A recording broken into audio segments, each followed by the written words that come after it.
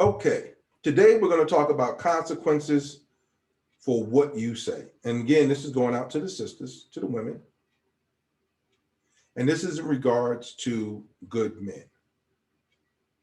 Chances are when you say there are no good men or all good men are taken, you've just talked yourself out of whatever good man heard that statement. So let me explain. At the point that you question the existence of a good man, that man is going to recognize what kind of hell and high water he is going to go through just to prove to you that he is who he says he is.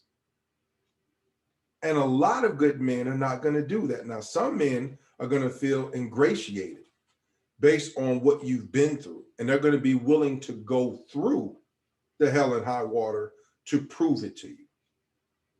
But that's going to be few and far between, because it's like this, and I'll explain it just in term. Let's put it in the general term. Let's say I went to school and I got an electrical degree, and you want an electrician, and I was like, okay, I have an electrical degree.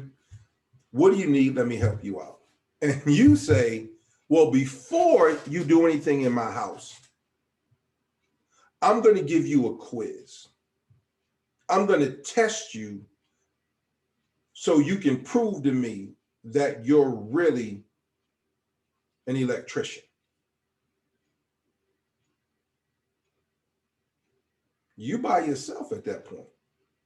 See, my degree proves that I'm an electrician. My license proves that I'm an electrician. I'm not going to go outside of myself to prove to you what I've already proved through my accomplishments, which would be my degree and my electrical, my license or whatever comes, when you become an electrician.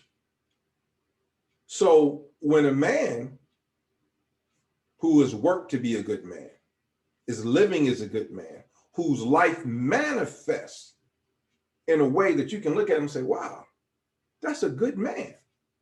For you to say, okay, it's nice. You've worked, your life manifested. I see things around that show that you're a good man, but I'm not going to believe it until I test you personally. Most good men are going to bounce.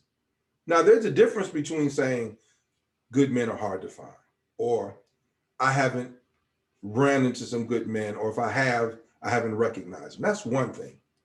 But to question the existence of, the veracity of someone's life that they've dedicated themselves to,